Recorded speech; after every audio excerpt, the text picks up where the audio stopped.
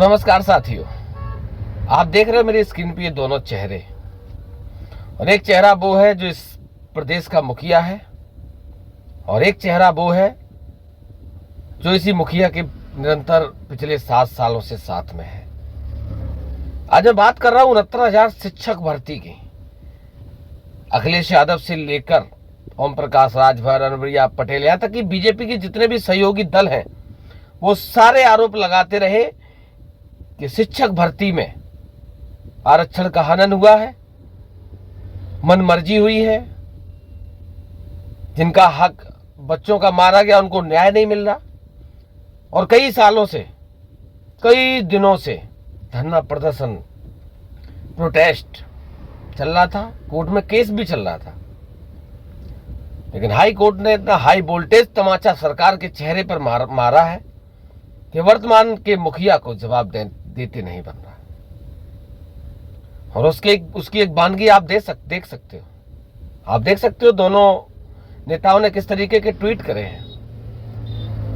अगर इस पूरे घटनाक्रम को देखा जाए, पूरी भर्ती को देखा जाए, तो सबसे ज्यादा अगर कोई दोषी व्यक्ति है, सबसे ज्यादा मैं दोषी अगर किसी को मानता हूं तो केशव प्रसाद मौर्य को।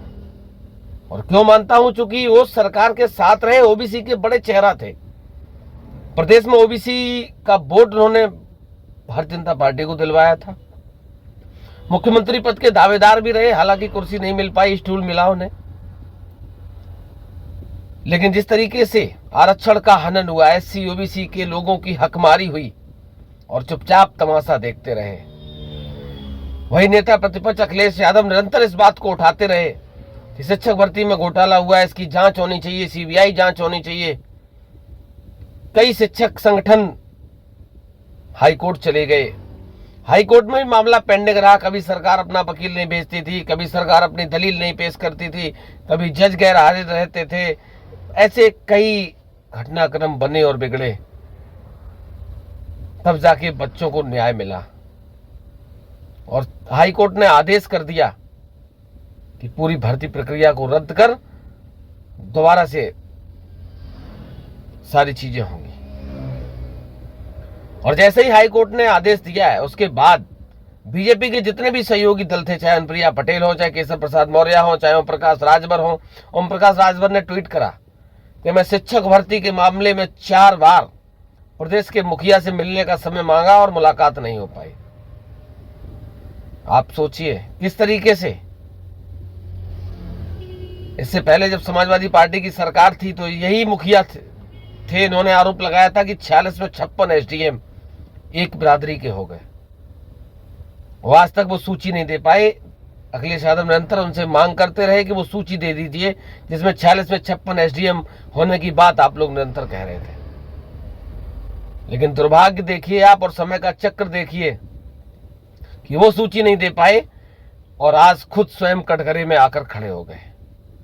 जो आरोप लगाते थे कि पिछली सरकारों में, चाहे बसपा की सरकार रही हो, चाहे सपा की सरकार रही हो, जाति विशेष को नौकरियां मिलती थी। लेकिन जब आपको जनता ने मौका दिया तो आपने क्या किया?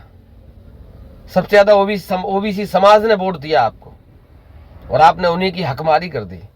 अपनी जाति के लोगों को, एक जाति विशेष के लोगों को नौकरियां दे दी।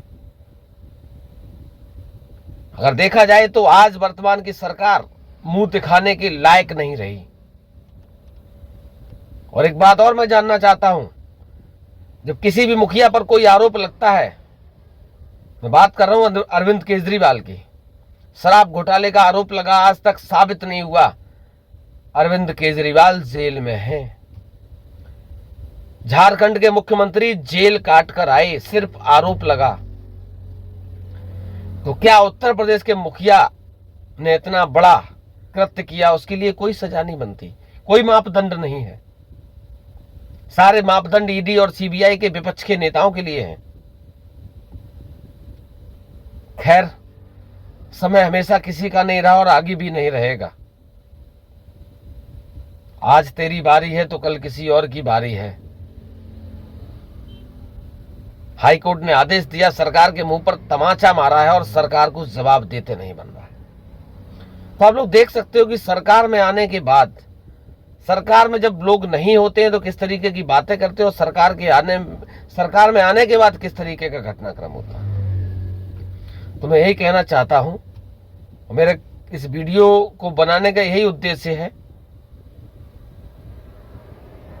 कि वास्तविकता विपक्ष के नेता जिस तरीके से कह रहे हैं कि संविधान पे खतरा है, आरक्षण पे खतरा है, उसकी एक वानगी उत्तर प्रदेश की सरकार ने आपको दिखा दी है। आने वाला समय और भी भयावह हो सकता है अगर आप लोग नहीं जागे, नहीं समझे और अपने हक अधिकारों की मांग नहीं करी।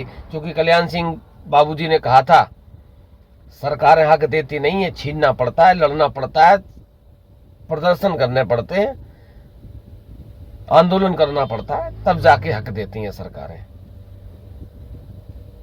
देखते हैं हाई कोर्ट ने जो आदेश दिया उस पर कितना अमल में लाती है सरकार। हालांकि आज रवैये को देखकर तो ये लग रहा है जो कि वर्तमान की सरकार के जो भी सहयोगी दल हैं उन्होंने भी टिप्पणियां करनी शुरू कर दी हैं। तो इससे साफ जाहिर है कि सरकार सुप्रीम कोर्ट नहीं जाएगी हाई कोर्ट के फैसले के खिलाफ।